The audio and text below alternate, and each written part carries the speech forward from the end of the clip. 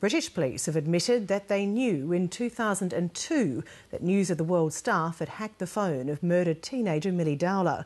The revelation comes as Rupert Murdoch prepares to face shareholders in what promises to be a difficult News Corporation annual general meeting in Los Angeles later today.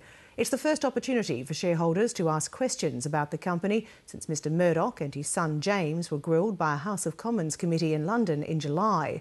Among those attending the AGM will be a prominent member of that committee, the British Labour MP Tom Watson, who joined me a short time ago from Los Angeles. Tom Watson, many thanks for joining us from LA tonight. Good evening. Was it hard to get hold of a proxy to get you into this AGM tomorrow? Well, it was quite hard. It came about because I held a telephone conference with investor advisory groups in the United States and the United Kingdom, and at the end of it, they were asking me very detailed questions about the conduct of the parliamentary inquiry, and at the end, one of them said, "You should come to the AGM." So I was really pleased when the AFL-CIO asked me to represent their interests at the meeting tomorrow. That's the trade union group. I guess the question is, why do you want to go to this AGM? Because arguably any shareholder who's interested in governance is well aware of the issues that have already been raised. Well, the reason I'm here is I don't actually think the scandal that afflicted us in the UK really is in the consciousness of investors, and I think investors and shareholders have been let down by the board. It's very clear now that what went on in the UK arm of News Corp was a failure of corporate governance.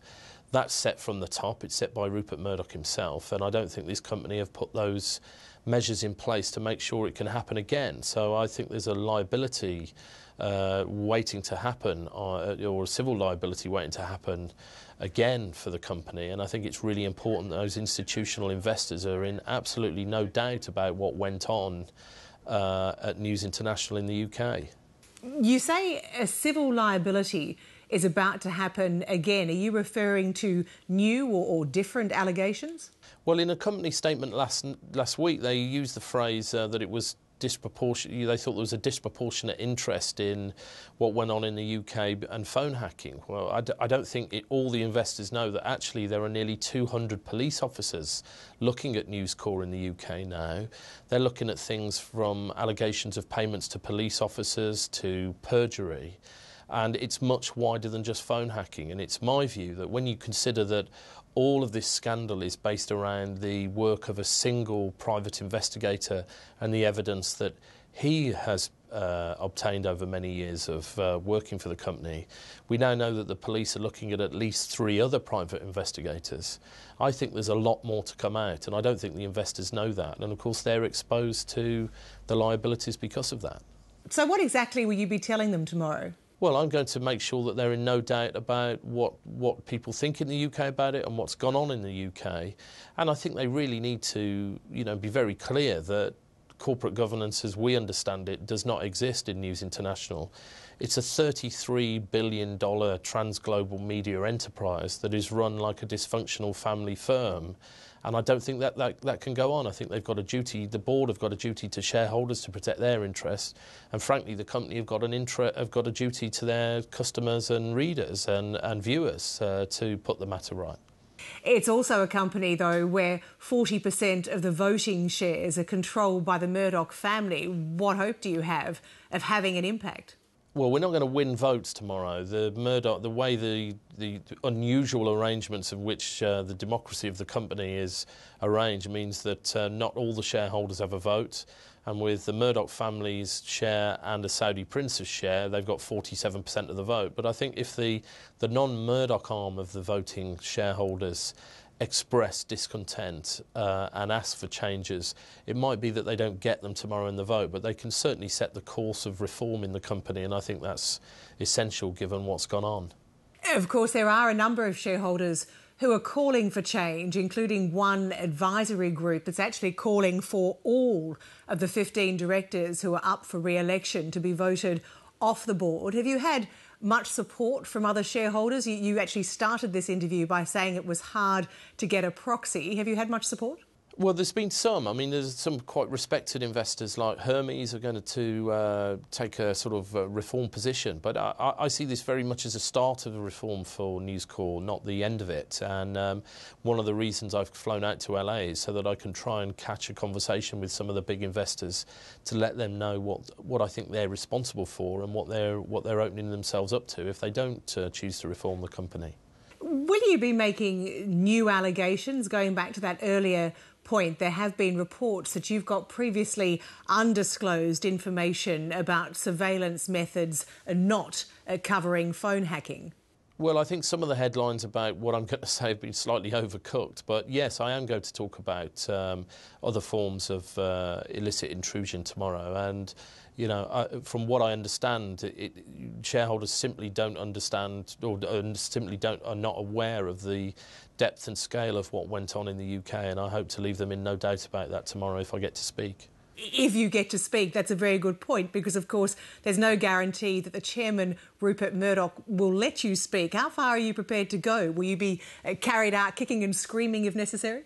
No, I won't be doing that. But I'm hoping that he does run a media organisation that prides itself on a commitment to free speech. So I would hope that as a proxy shareholder, he at least gives me my 2 minutes at the rostrum to try and outline to shareholders what I think the company should do to reform itself. And these other methods of surveillance, will they go to the allegations currently being looked at in the US? Well, we were amazed on our parliamentary committee only 2 days ago when one of the lawyers told us that he'd got 2 clients, he represents 2 clients in the UK who believe they were hacked on US soil, and they're seeking ways to see whether the company can be sued under US law. So, you know, it's not gone away, and the lawyers are using increasingly imaginative ways to use the law to get justice for their clients. That's the right thing for them to do, but it is going to cause more trouble for the company, I think. What sort of a demeanour are you expecting from Rupert Murdoch at this meeting? There's been a fair bit of conjecture as to whether he'll be along the lines that he was when he appeared before your inquiry, when he said that this is the most humble day of my life. Do you think he'll be somewhat less contrite than he was when he appeared before your parliamentary committee? I have a hunch that tomorrow will not be the most humble day of Rupert Murdoch's life. I suspect the kindly and slightly forgetful octogenarian will maybe metamorphosise into a slightly sharper, edgier, more ebullient business leader. But whatever demeanour he takes tomorrow, I do think that he's going to be in no doubt that, you know, his rosebud moment is going to come. He's going to have to reform this company. There is going to be more reputational harm in the next 12 months in the UK and increasing investor unrest unless radical changes are made to the way they run their operation. Well, in terms of your parliamentary committee, are there now concrete plans? Is there a date for you to recall James Murdoch, and is there certainty that he will reappear? We haven't yet taken the formal decision to offer Mr Murdoch a date, but there's a kind of working assumption that he'll come back at some point in November.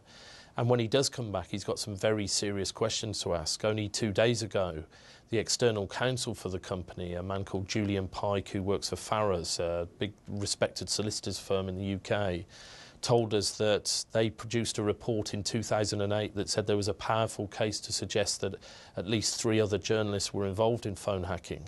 That was a week before executives from the company came before us and told us there was only a single rogue reporter, and they adhered to that defence for some years. Indeed, at last year's News Corp AGM, Rupert Murdoch himself told investors that the phone hacking scandal was the work of only a single rogue reporter. I think the investors last year, Rupert Murdoch downplayed the depth of the scandal last year. I don't think he can get away with that this year, and James Murdoch will certainly not get away with it when he comes before our committee in November. So what's the end game for your committee, and is there a time frame or a date for your final report?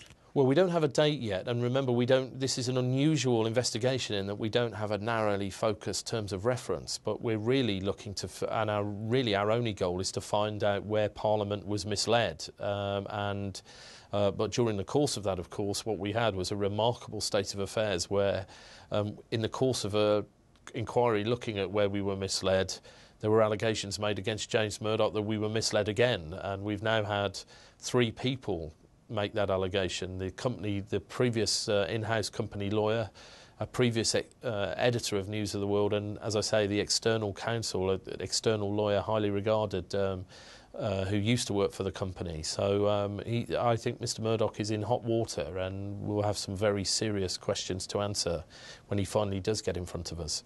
Tom Watson, many thanks for talking to Lateline tonight, and good luck at the AGM. Thank you very much.